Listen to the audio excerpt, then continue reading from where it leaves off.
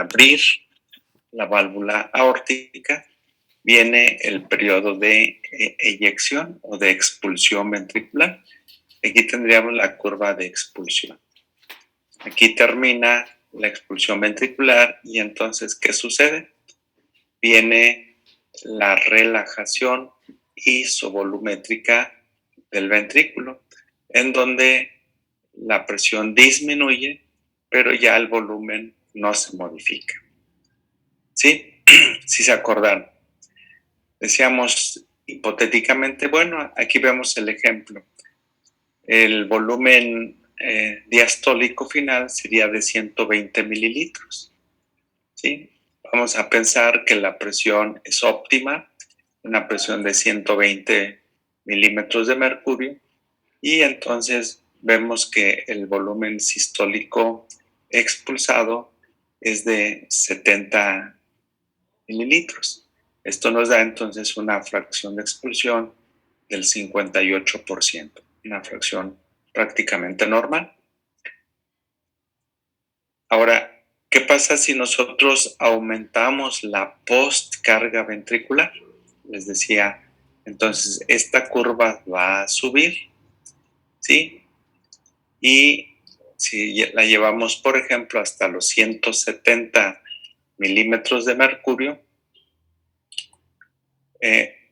vamos a ver entonces que la fracción de expulsión, vamos a pensar que aquí la postcarga la incrementamos. Entonces el resultado será una caída de la expulsión ventricular. Entonces, en lugar de haber expulsado 50 mililitros, 50 mililitros, vamos a decir que ahora el ventrículo apenas pudo expulsar 40 mililitros o 30 mililitros. Es decir, la fracción de expulsión cae. Ante esta situación viene un mecanismo de compensación.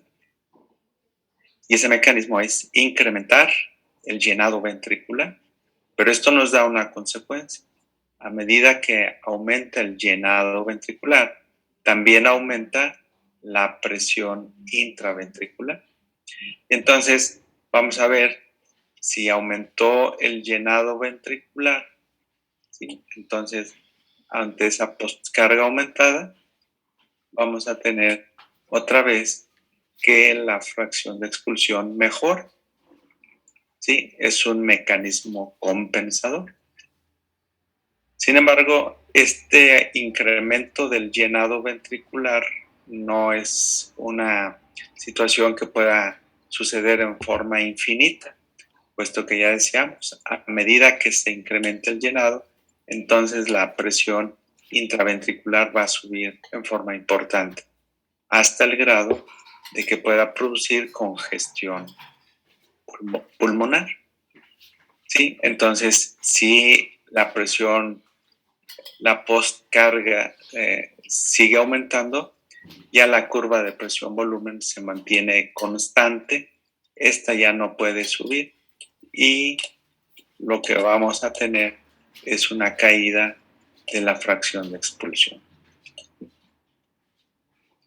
Entonces, en lugar de expulsar los 70 mililitros que normalmente se hace, ya la fracción de expulsión se va a ver completamente mermada.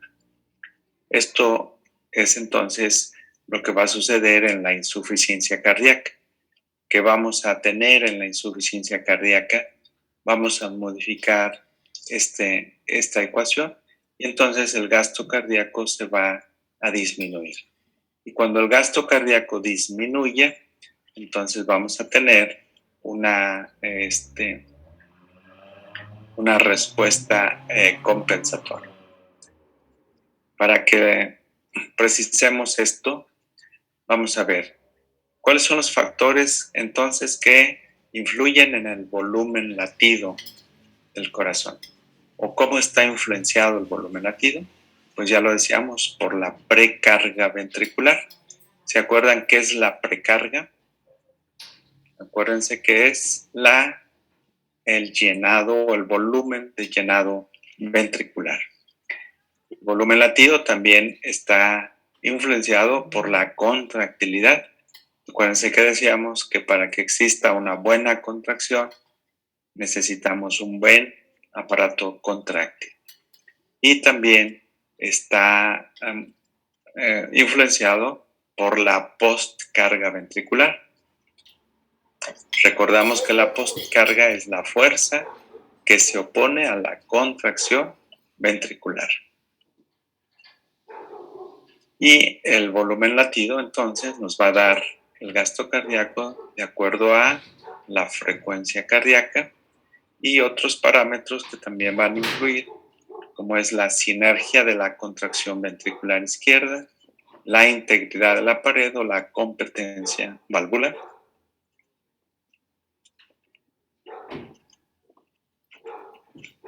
Entonces, ¿cuándo vamos a encontrar que exista esta disfunción? Pues ya lo decíamos, en todas aquellas circunstancias donde vamos a encontrar alterado estos parámetros que rigen el volumen latido o que controlan o determinan el volumen latido. Así, por ejemplo, cuando tenemos sobrecarga de volumen en algunas valvulopatías, sobrecarga de presión, como estábamos hablando en el ejemplo anterior, muy frecuentemente en la hipertensión arterial sistémica, en la estenosis aórtica, que representan estados de sobrecarga de presión, la pérdida de miocardio, como en la cardiopatía isquémica, en la miocarditis, ¿sí? Todos estos parámetros nos van a llevar entonces a una disfunción ventricular izquierda y la vamos a representar por una fracción de expulsión menor, igual o menor al 40%. Por eso decíamos, estamos hablando de la insuficiencia cardíaca de predominio sistólico, o lo que llamamos con fracción de expulsión reducida. Cuando empieza a disfuncionar el ventrículo izquierdo, entonces, ¿qué vamos a encontrar? Una disminución del gasto cardíaco y, consecuentemente, un estado de hipoperfusión tisular, que puede ser muy grave en las formas muy avanzadas de la insuficiencia cardíaca o puede no ser tan grave en las formas leves de la insuficiencia cardíaca. ¿Y esto a qué nos lleva? Entre otros parámetros hemodinámicos, a un aumento del volumen sistólico final. Es decir, en la curva de presión-volumen, si la vemos acá, vean ustedes que a medida que la fracción de expulsión disminuye, como este ejemplo que habíamos mencionado, ¿qué pasará con todo que sería el volumen sistólico residual? Pues se incrementa.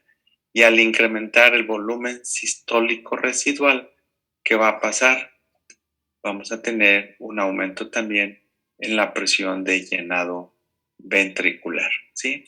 Por lo tanto, un aumento del volumen diastólico final, un aumento de la presión de llenado ventricular, perdón, y esto nos lleva a un estado de congestión pulmonar.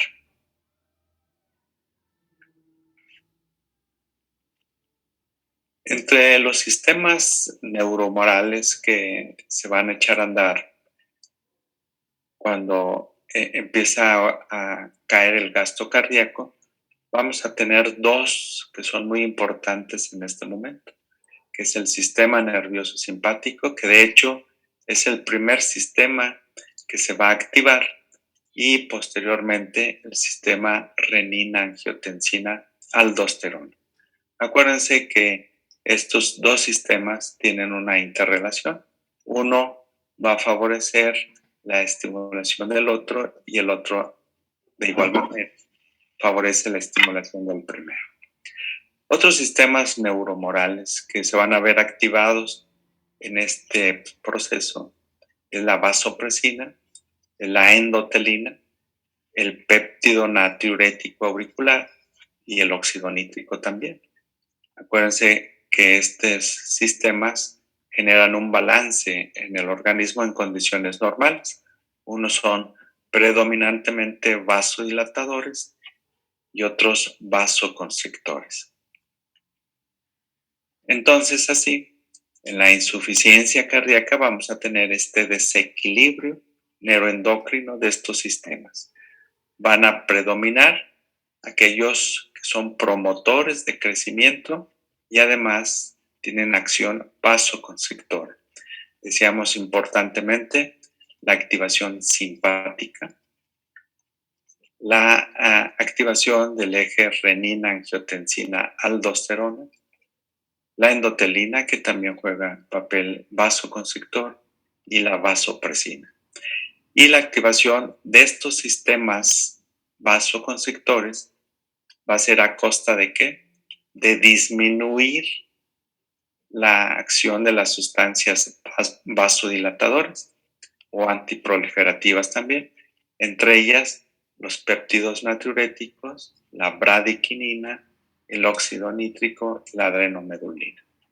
¿Sí? Entonces, en la insuficiencia cardíaca vamos a tener una disfunción neuroendocrina.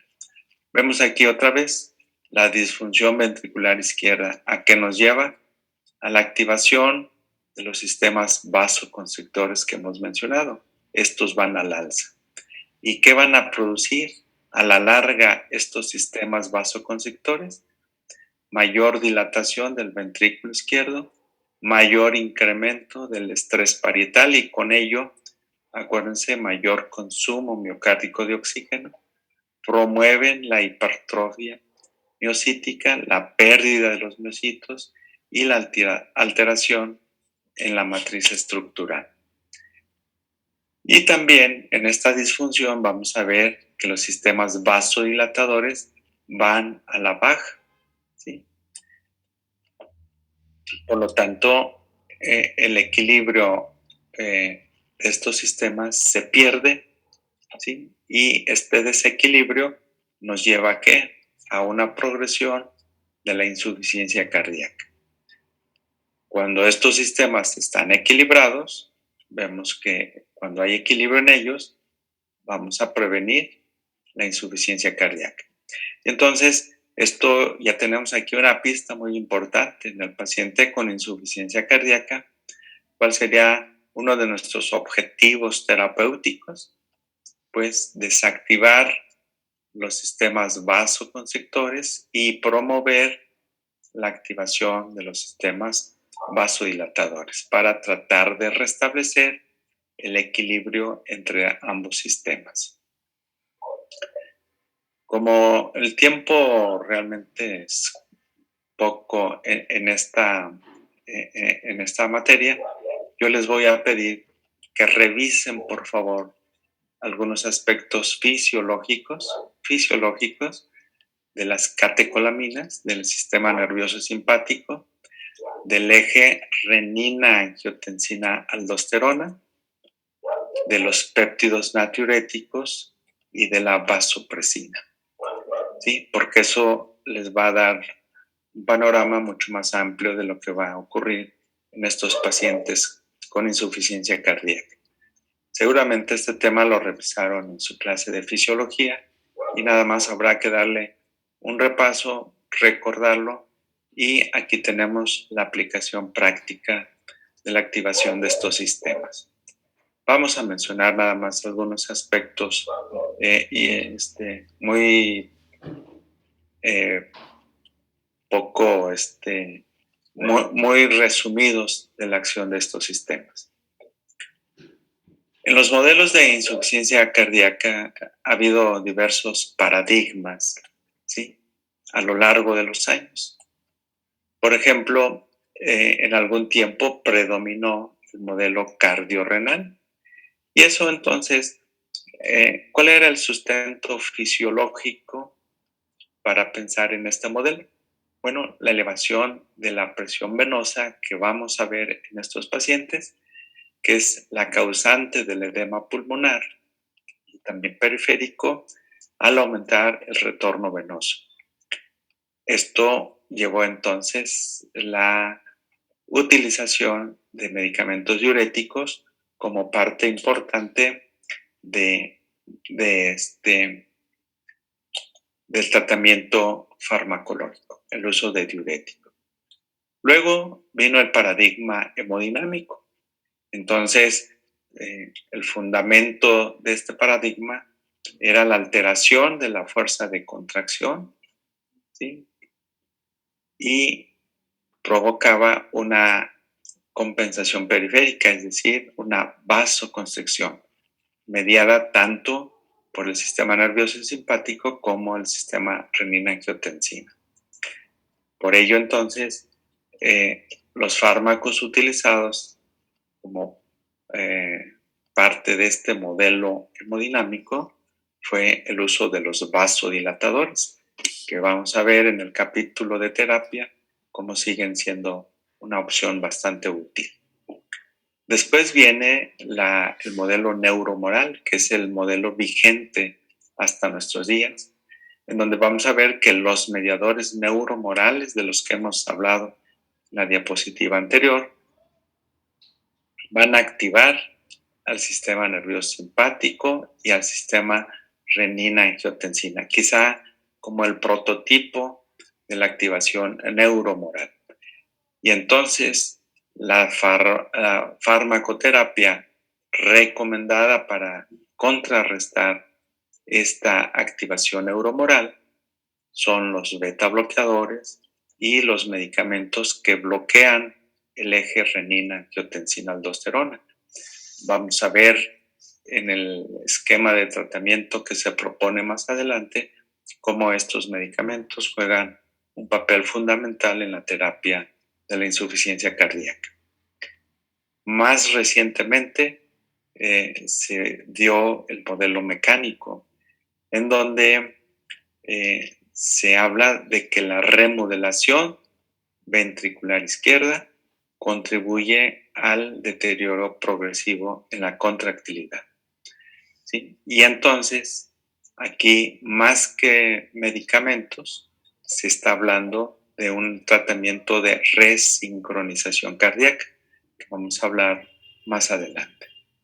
Fíjense cómo en cada etapa en la evolución del conocimiento de la insuficiencia cardíaca se han mencionado varios modelos fundamentales y con ello los fármacos que tratan de compensar estos estados hemodinámicos. Más recientemente también se ha hablado del factor genético, ¿sí?, que van a contribuir al desarrollo de la insuficiencia cardíaca. Y por ello se ha intentado, aunque no de forma muy exitosa, el implante de células madre para tratar de restablecer el daño miocárdico. Y por último, el modelo metabólico, en donde el fundamento de este modelo son los cambios metabólicos que ocurren a nivel celular miocárdico y que van a contribuir al desarrollo de la insuficiencia cardíaca y modificando también el fenotipo de la insuficiencia. O más bien, más que modificar, contribuir al fenotipo de la insuficiencia cardíaca. Y entre los fármacos que se han intentado para el manejo de acuerdo a este modelo metabólico, tenemos aquí análogos de adenosina, tiroxina, lopurinol, trimetazidina. Sin embargo, no ha sido si vamos a ver en la clase posterior cómo estos medicamentos realmente no han contribuido en forma importante al manejo de la insuficiencia cardíaca. Entonces decíamos, entre los mecanismos compensadores vamos a tener la activación adrenérgica. Vamos a ver que el sustrato inicial, ¿cuál es? Caída del gasto cardíaco, ¿sí? Y cuando esto ocurre, vamos a tener la activación adrenérgica. ¿Qué nos da la activación adrenérgica? Por un lado, nos aumenta la frecuencia cardíaca. Por otro, nos aumenta el estado contráctil intrínseco del ventrículo izquierdo y con ello vamos a tratar de restablecer el gasto cardíaco. Pero también, de acuerdo a la activación adrenérgica y por medio de los receptores alfa-adrenérgicos, vamos a tener un estado de vasoconstricción. El otro mecanismo que se echa a andar es el sistema renina-angiotensina-aldosterona.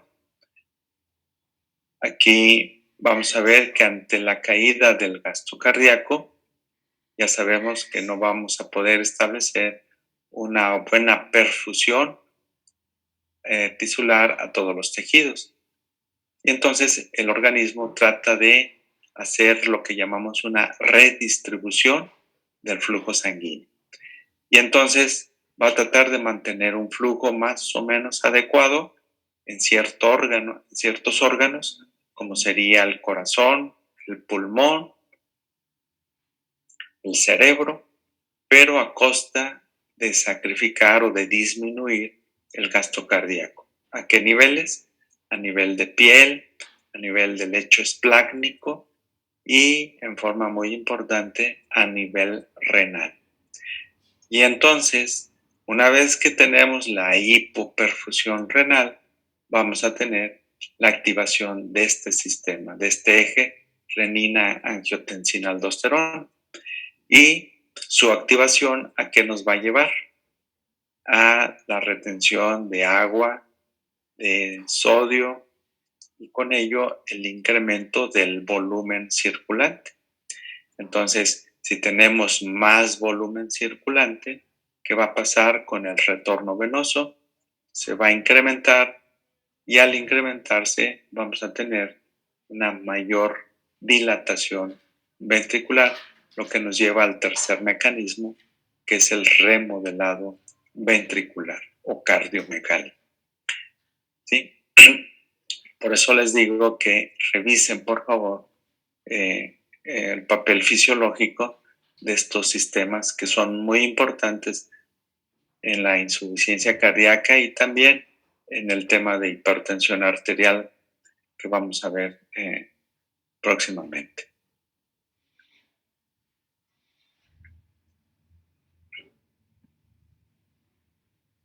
Entonces, vemos aquí una secuencia de eventos. Viene la disfunción ventricular, decíamos, por cualquier causa que modifique los factores que regulan la función ventricular. ¿Qué nos lleva a esta disfunción ventricular? A la caída del gasto cardíaco. Vamos a tener un gasto cardíaco bajo. Y decíamos como uno de los mecanismos compensadores, ¿cuál será? La activación del sistema nervioso simpático.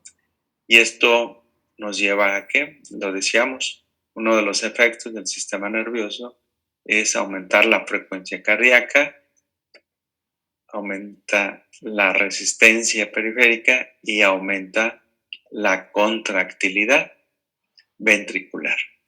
¿Cuál sería el objetivo de la activación de este sistema? Mejorar el gasto cardíaco. Sin embargo, el incremento de la resistencia periférica ya sabemos que a final de cuentas nos va a dar un incremento en la postcarga ventricular.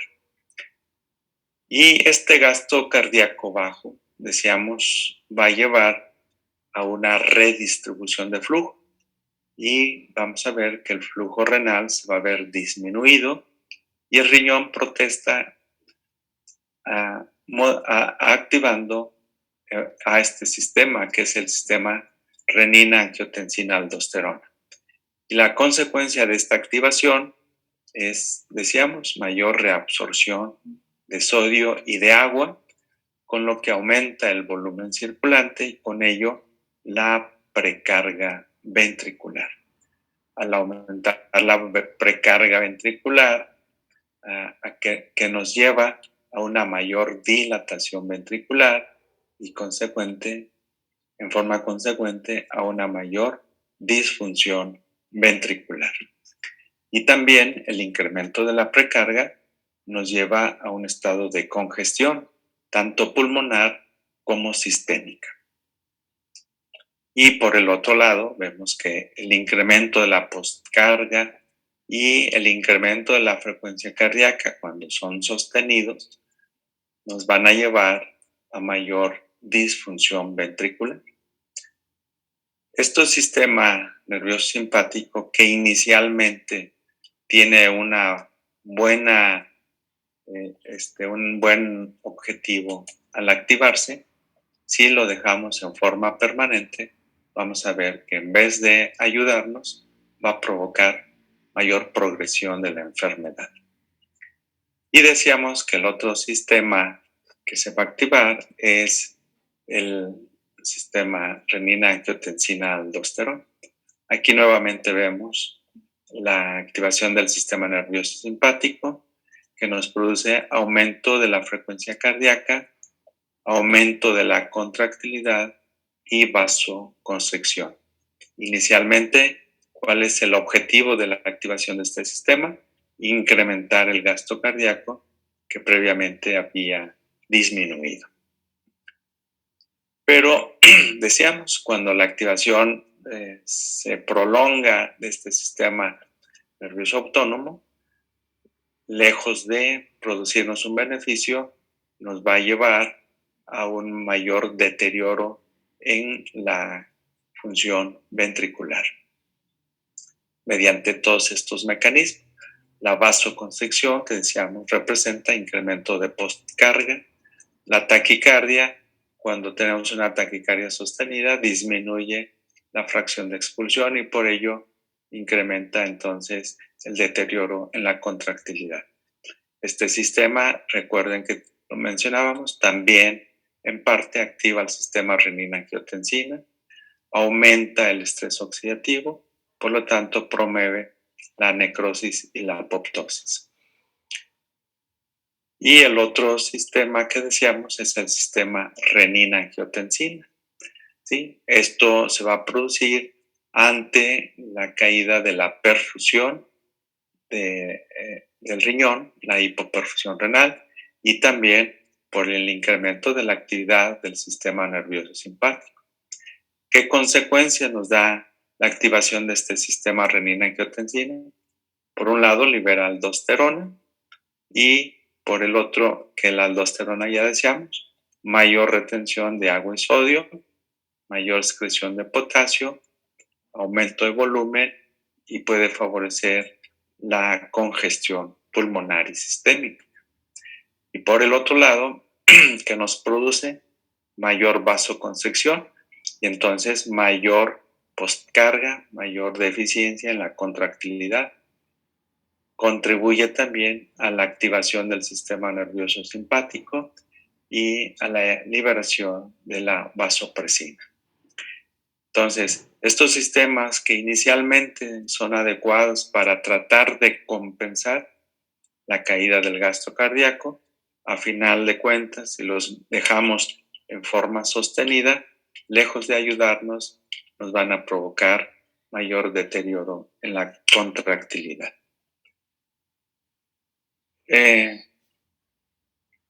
Bueno, esto ya lo acabamos de mencionar.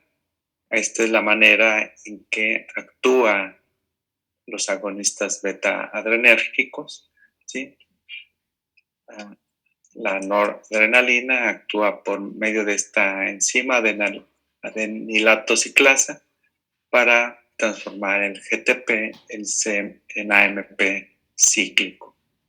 Y esto entonces favorece la entrada de calcio a la célula y ya decíamos el papel importante del calcio para mejorar la contracción ventricular. Por lo tanto, cuando tenemos activación adrenérgica, vamos a ver mayor velocidad de contracción, ¿sí? Mayor grado de contracción, aumenta la contractilidad y también mayor grado de relajación ventricular. El sistema renina-angiotensina, ya lo habíamos mencionado, aumenta el tono vascular, pero también favorece la retención de sodio y de volumen intravascular. Y otros Esta diapositiva es interesante porque nos marca en dónde podemos bloquear estos sistemas, principalmente este sistema renina-angiotensina desde el punto de vista farmacológico. Tenemos varios sitios y los que más se han utilizado en la actualidad son los inhibidores de la enzima convertidora, que van a impedir el paso de la angiotensina 1 a la angiotensina 2, y los bloqueadores del receptor AT1 de la angiotensina 2. Con ello vamos a tratar de modificar todas estas respuestas fisiológicas del receptor AT1 de la angiotensina. Así, si bloqueamos el receptor AT1, estamos bloqueando la vasoconstricción, la promoción de crecimiento celular y los efectos apoptóticos, profibróticos y protrombóticos que tienen estos receptores. Y como ya no se activa el receptor AT1, ahora la angiotensina 2 se une al receptor AT2 y entonces promovemos un efecto de vasodilatación, un inhibidor de crecimiento, inhibimos el efecto proapoptótico y no se sabe a ciencia cierta qué tanto efecto pudiera tener en la fibrosis y en la trombosis. Y aquí resumimos los efectos deleterios que producen la activación sostenida de estos sistemas. Vean los efectos múltiples de las catecolaminas, decíamos incremento de postcarga, efecto cardiotóxico, disminución de la variabilidad de la frecuencia cardíaca al mantener una taquicardia sostenida. Todo esto ¿a qué nos lleva?